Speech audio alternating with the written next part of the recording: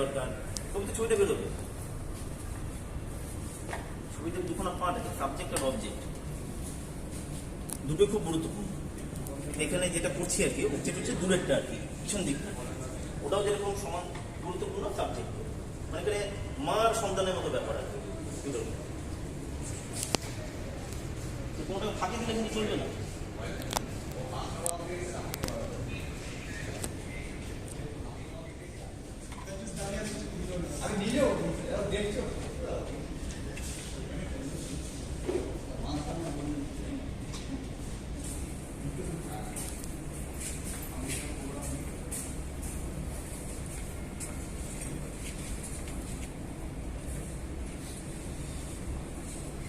কঠিন, মানে খুব কষ্ট করে তারা কাজ করে।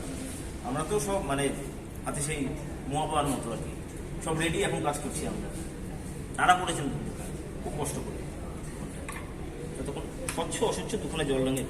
5টা বাজে, এই যে সকাল থেকে যে জার্নিটা আমরা করেছি, আমাদের একটা পরিকল্পনা ছিল, সকালে এখানে যাব, সেখানে যাব, এখানে টিফিন করবো, এখানে দেখা করবো, এটা তো পরিকল্পনা। কিন্তু পরিকল্পনার বাইরে অনেক কিছু ঘটে যায় যেগুলো আমাদের পরিকল্পনার বাইরে, কিন্তু সেগুলো জীবনের পাঠ। কিন্তু সেইগুলো ছিল বলে আবার পরিকল্পনাটা আবার পূর্ণ হয়েছে।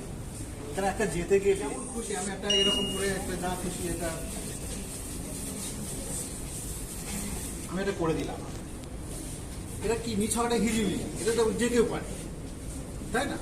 ধরো তাহলে আমি এখান থেকে একটা জার্নি শুরু করেছিলাম, এখানে শেষ করেছি। এই জার্নিটা করতে আমার কতক্ষণ সময় লেগেছে? 2 সেকেন্ড, তাই না?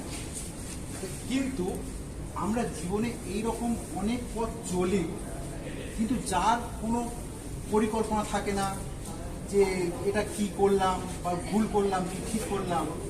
কিন্তু দিনের শেষে যখন আমরা অনুধাবন করি বা ভাবি যে না, এইটা না করলে হয়তো ভালো হতো, এটা করলে ভালো হতো, বা এইটা করলে আরো বেশি ভালো হতো, ঠিক সেরকম আমি একটা জার্নি এখানে হেঁটেছি।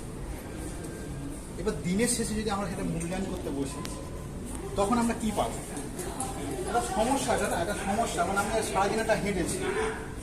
আচ্ছা, এটা যদি আমি এটা ক্যানভাসে যদি ঘুরিয়ে দিই একটা ফর্ম, আবার এইভাবে ঘুরিয়ে দিলে একটা ফর্ম, টোটালটা ঘুরিয়ে দিলে ফর্ম, কিন্তু এখানে যদি ফর্ম খুঁজতে বলা হয় যে সারাদিনের আমি মূল্যায়নটা কি করেছি, তখন কিন্তু আমরা রিয়েলাইজ করতে পারি যে আমাদের অজান্তে অনেক কিছু আমরা ঘটিয়ে দিয়েছি। এবার আমি এর থেকে যদি একটা ছবি খোঁজার চেষ্টা করি, একটু ভাবতে হবে। আবার এই ভাবনাটা আমি যেটা করছি সেটা সর্বোত্তম নাও হতে পারে। আপনাদের মধ্যেও অনেকে ভাবতে পারে যে না দাদা, এটা হচ্ছে, এটা করলে আরো ভালো।